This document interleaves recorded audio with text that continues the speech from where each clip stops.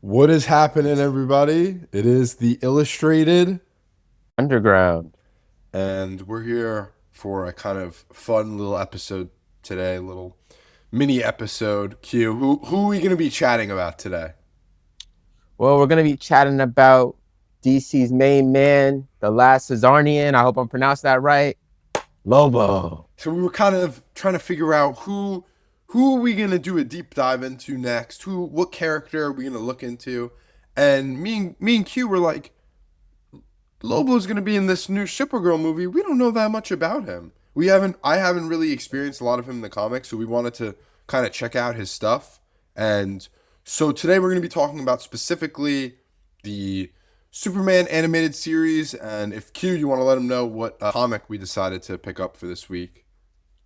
Yeah, so we decided to focus on the Lobo miniseries, I believe from the 90s. I think it's called The Last Cesarnian, that four-issue miniseries. So we're going to be unpacking that, as well as the Justice League Unlimited episode hereafter, parts 1 and 2, which Lobo was featured in. Our first experience with Lobo was so we a couple months ago did some content for our TikTok. We were doing some power ranking, and we ranked Lobo quite low in terms of who he would beat, and people were not happy, and they called us out quick. And me and Q were kind of like, "Is Lobo really that powerful?" Yes. Yes. If there's one thing that I've learned from consuming Lobo content for this, yes, he is very strong. The comment section was like really crazy because I've heard of Lobo being like strong, but I didn't know he was like super durable. I know like he's known as the last Azarnian, he killed his race. I know all that stuff, but I didn't know like how like much goaded he was. Like he's mad durable and all that, especially with the Supergirl movie coming out. And a lot of people were just saying like how what like Lobo feats and stuff like that. So I was just like, oh wow, like he's went toe to toe to some of like when some of the heavy hitters of the Justice League, like Wonder Woman, stuff like that, and obviously Superman as well. I mean, a lot of Superman villains are very powerful, but he's a very good one. Real quick, I want to talk about the upcoming Supergirl movie because I want to acknowledge that in the original comic that is based off of Woman of Tomorrow, Lobo is not in it at all. What do you think about the choice for them to add Lobo into the this movie? I know you've read the original comic at one point. What do you think about including Lobo in that narrative? I think well within this narrative, I'm assuming that maybe at least with the way like maybe Lobo is serving as a bounty hunter and going after this, my theory is like the girl in Supergirl, like who obviously, Kara is, protecting and, guiding and assisting. And I feel like that maybe like someone is sending him to go after her and, or, maybe I don't know, maybe him and Supergirl are gonna like, team up and stuff like that. Who knows? I'm really curious if, like you said, if he's going to be an anti-hero and he's going to help Supergirl, or if he's going to be like a Hmm. complete douchebag villain. I feel like I would like to see him as a villain first, honestly. Hmm. What do you think? Rather see him as an anti-hero or villain? I mean, I feel like Lobo is kind of, and when we talk about this story, I would definitely go into that. I feel like now, and even in the cartoons, like he's been very portrayed much as like an anti-hero. Yes, Definitely. he started as a villain, obviously against Superman, but then it's like okay, he's more so of an anti-hero, and you see him help out the Justice League and just kind of like self-fulfilling his needs. So, I mean, I like him as like just this like gritty anti-hero. I mean, I definitely do think he could work as a villain, but I feel like Lobo at his core, he's just a bounty hunter and he's just like fulfilling the needs of himself or others. Like he's a hero, but he's kind of doing it for his own good. And especially in the miniseries, like you said, we'll talk about it later. He definitely gives that anti-hero like Deadpool vibes. I think though in the movie he should definitely appear first as a villain. And he probably will, but I would like that they by the end of the movie hint at, him becoming a hero. This DC universe is taking crazy inspiration from the DC animated universe and the Hmm. Justice League Unlimited and stuff. So I could see them honestly making him be more of an anti-hero by the end of things. Yeah, I think so too. I mean, I would love to see some of the storylines adapted from there. I mean, obviously not the, hereafter, but especially like maybe like the main man, maybe where, just him and Superman like end up teaming up, maybe, hey, who knows? It could be in the third Superman movie. He I fits definitely into the want to universe see. very well. I will say that. Oh, for sure. I mean, I feel that like, especially with James Gunn Superman being a lot younger, and I just feel like it would be really it would work. Their So dynamic. first, I guess we'll talk about the comic because before Hmm. this comic, Lobo debuted. Let me see, in the 80s. So he was around for a decent amount of time, but he was kind of just like a Superman villain. He wasn't super important. This comic is what really like took him off and gave him a lot of like characterization. Besides just being a douchey space bounty hunter, I love this comic. Like loved it. Like 9 out of 10 loved it. Like I thought this was fantastic. I loved every second I had with it. I'm a huge fan of Alan Grant. Keith Griffin is the GOAT. He is a Yeah, great artist. I was laughing hysterically at some points of this book. I yeah. just loved every second of it. I really enjoyed it. I feel like it did pay homage, and as you said, John, like it makes like violence, comedy, and I feel like in the sense it was satire as well. Like I feel like it paid homage to like a lot of the like gritty, edgy, rugged anti-heroes like during the 1990s, especially with like in Lobo, within the artwork as well. Like not saying like in a bad way, but it was very like rugged and very like It felt like just very almost like gritty in a way. early Image comics almost. Yeah. Yeah, so I like that like satirical, like, anti-hero premise.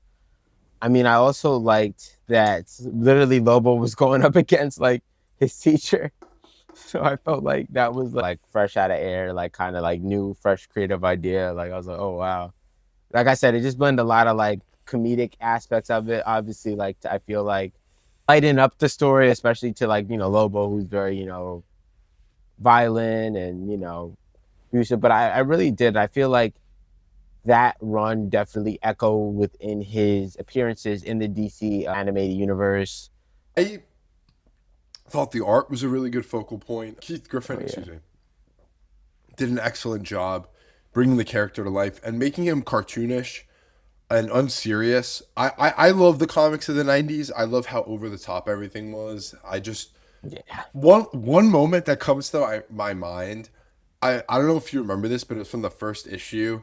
It reminded me a lot of like James Gunn vibes. I would love to see Lobo get his own mini series in the DCU after this, like a little TV show or something. But I think that could work. oh my god, it would be so good. There's all these like little like cute little like blue fluffy animals, and he's trying to get information from them, and Lobo just starts picking them up, and they're really cute and just killing them and squeezing them in his hand, and I was laughing hysterically at this because the art is so like visceral and like cartoonish and over the top, and everybody's drawn so strangely and like almost like abstract a little bit. And Lobo just grabbing these little things and just killing them in his hands. This is a comic that does not shy away. Literally, the first opening page of it is Lobo is pissed off that somebody is standing at the ATM too long. So he rips off their arms. He rips off their arms. That's how it starts. Like I was like, okay, we're in for a real treat here.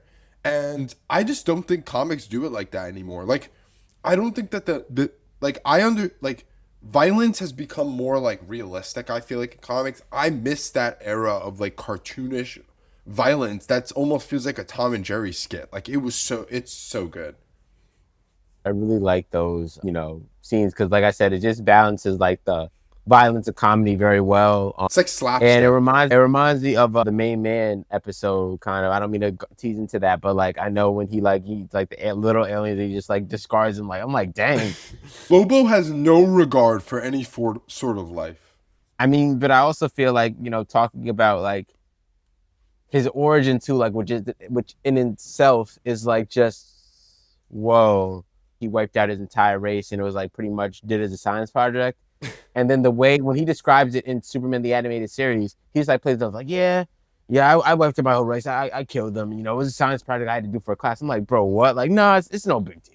Like I said, the way it balances that, I really feel like it does it well, and like it is over the top, but like in a good way. Because I feel like Lobo is that type of character. Like he's over the top. He's funny. He's like he's a bounty hunter. He loves his cigars. He. I feel like I said. I feel like it's definitely an homage to a lot of the gritty '90s anti-heroes and heroes of that time. So I just love the character of Lobo. I was a little worried going into this that I was gonna be like, maybe he's just like, because I'm not a big Deadpool guy to be honest. He's similar to Deadpool, but he works more Yeah. for me because he's just like he feels so cartoonish to me. Like he is such a cartoonish character. I love his design too, like the long hair. Like he's just like a douchebag. He's dressed like a douchebag. He rides a motorcycle. Like what a like insanely smart design. And the comic really just reflects on all this humor. Like it really does feel like a Deadpool comic. Like I keep comparing it to him, but like literally at the end of the first issue he dies. The second issue, most of it is spent in heaven and the afterlife. Like that is insane. Like Alan Grant is a writer that is really flexible. I feel like he is not afraid to take advantage of comics. Like me and Q are a big fan of his Batman. We love Alan Grant and Norm Brayfogle. We've talked about it. If you have not read it, please read it. But like his writing is very like flexible. It feels like he understands that comics are not that serious of a medium, and he understands how to flex it to his will. Yeah, for sure. And seeing how you said that was like you felt like you were reading a Deadpool comic, like for me, I felt like it was kind of like that, but also to Wolverine, Punisher, Mm. and I feel that like also too like within the art, the paint and all that, and the penciling, and the color, whatever you want to call it. Like I feel like it encapsulated like the '90s like biker heavy metal aesthetic and Yes. culture. Like I feel like it encapsulated all those like subcultures within that like run, you know. So I really like that. Unfortunately, I didn't have the time to read his new run, but he had a run that just started, and it it looks really good so far. You know, I haven't tapped into it, but y'all definitely should. I think it's a part of the DC like what is it, next level or something I initiative, think so. which is taking a lot of more like obscure characters and bringing them to the forefront. And I think Lobo is perfect for that because he hasn't had a lot of attention. And I think I'm really glad that he's showing up in this movie coming up. It's really funny because Jason Momoa has been fan casted as this character for a very long time. And he was Aquaman in the last DC universe. So let's just talk about that real quick. This is the first time that we've seen a fan cast become reality. And we've Oh seen yeah. people he basically got fan casted into the role. What do you think about this whole situation? I feel like he looks like the character a lot, definitely. And if you've seen Fast and Furious or Fast X or whatever you want to call it, like the villain he plays in that is very animated and over the top. And I felt that like I was thinking literally that like because Lobo is like over the top animated and like that character who he played in Fast X is very like just over the top and very like goofy. And I feel like Lobo, if like especially with James Gunn, like he's written a lot of like comedy and satire. His filmography, like he can definitely take Lobo there if need be. James Gunn needs to write Lobo at one point.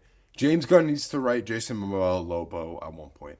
I'm really excited for the Supergirl movie, but I need to see Lobo appear with Superman. I really need to see them fight. Like to see them clash, perfect. I mean, even if Lobo were to get his own show and like I feel like you were saying, like give him his own miniseries, or whatever, or a series or whatever, do it like Peacemaker. Because I feel like James Yes. Gunn has the liberty to take these like, lesser known characters and like, make them be, known, but also make them be well loved by like, comic book fans, audiences, culture, Yes. 'cause I feel like Lobo touched upon different subcultures or whatnot. So I feel like doing that would really work. And I already know that soundtrack. If he were to do a Lobo, Oh my God. show, that soundtrack would We'll be go fire. crazy. Yes. Yo, James Oh my Gunn, God. dog. James Gunn, bro, please listen to us. Yeah, Lobo is just a character that could represent a lot of like subcultures, like you said, and the comic specifically represented a lot of like '90s punk subcultures. Like, the whole comic felt like it was kind of doodled on a bathroom stall wall. Like it's kind of has Hmm. this gritty like underground feel to it, and I really liked it. I'm really excited to check out the character of Lobo in like other comics. I don't think he's had that many solo series or mini series or stuff. So definitely, I'm definitely gonna check out the newer stuff because it's a pretty big deal that he's getting another series. Any other thoughts about the comic before we move on to the episodes and live action appearance? No. Very good comic. I highly suggest you read it before Supergirl, the Supergirl movie coming out. But Q, what did you think about the episode, The Main Man? I thought it was so good. Oh It's yeah. one of the most memorable episodes of Superman the animated series for me. I love Lobo's design. The voice actor that plays him knocks it out of the park. But he's excellent. Yeah, I mean, I really liked it. I feel like, it really captured like the really like bounty hunter as like just that side of Lobo, and especially with like him and Superman like fighting. We got that aspect, and obviously too like his kind of like heel turn, I guess you want to say, like him becoming a hero or an anti-hero, and then which feeds into the Justice League Unlimited series. But more on that later. But for the main man, I really did like it, and like I said, it established like kind of Lobo, giving him this like kind of like persona, that he kind of follows through his comic book reputation, but also his cartoon appearances. I mean, like I said, I don't know that much about Lobo, but at least from this comic book run, which you just talked about, I feel like reading that and looking at that, I was like, I think that was really good, like comic to screen or cartoon adaptation. Obviously, they Yeah. couldn't take a lot of liberties with Lobo because it's a kid show, but I like I for what like they that they did. kind of made him like a collector almost. Like he reminds me a little like I love the trope of like the space collector, which is something that James Gunn shows in Guardians of the Galaxy with the collector, Mhm. but I love that idea of like he's going all around kind of gathering these space artifacts and space aliens and shit. Yeah, and I feel like I said, it played into his premise and his like role as a bounty hunter, and obviously like when he's assigned to like take down Superman and stuff like that, and they clash. I'm like, oh shoot, like it was definitely something to see, and then also too when they end up getting captured, and yeah, Yeah, it's, it's it's good. Seeing him work with Superman is really interesting. And it just makes me want to see him work with James Gunn's Superman even more. But I just want to highlight how good the designs are in the DC animated universe. Like the way that Lobo is designed is so good. He just he's very comic booky and they take their own liberties with him, but they really work. You know the actor that plays Jake the dog in Adventure Time? I yeah, forget his name. Oh crap. He's been in a couple other stuff. John DiMaggio. He would yes, be an excellent Lobo. Let that man voice act Lobo. Wouldn't he be so good? Wait, let me yeah, he would. I think he played. Didn't he play one of Ben 10's aliens or something like that? definitely. Yeah, he definitely did. Because He's yeah, in I think so. Invincible That as boy, well. oh, okay, yeah, but I think he'd be really good because he has like that voice like. Yeah. Yeah, he's Bender. He's Bender in Futurama. I don't know if you've ever seen Futurama, but I'm trying to see where he's been in terms of if he's been Lobo before. Wait. No. He has voiced Lobo. He voiced Lobo before. I'm assuming Young Justice. Justice League Action. Do you remember that show, Justice League Action? Peak. Yes, on Cartoon Network. Yes, Peak, yes, bro. yes. That was at the end of our like cartoon watching era, I feel like, but I still watched a lot of it. That show was good. Yeah, so he voiced them in a couple projects and Crisis on Infinite Earths apparently. Okay. Would the Tomorrowverse, you know what I'm talking about?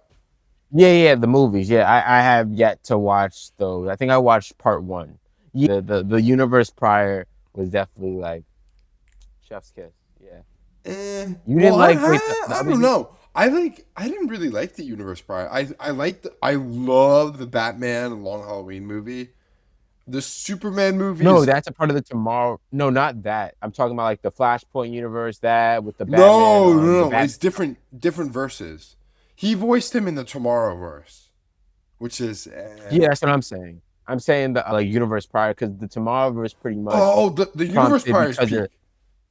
Yeah. So like, because the Tomorrowverse comes about, like, remember? Did you see Justice League Dark Apocalypse War? Yeah, Okay, so obviously Flash running in time. That's how we get the Tomorrowverse, I believe. yeah. And then like Constantine, yeah, that's a whole other can of worms. But I mean, I think he would definitely work if James Gunn wanted to do like some animated property. Like I feel like I don't know, like this may be a hot take, but I could see him. Obviously, he doesn't fit like the overall vibe, but I think he could be in like Creature Commandos. I was literally Obviously, just thinking that.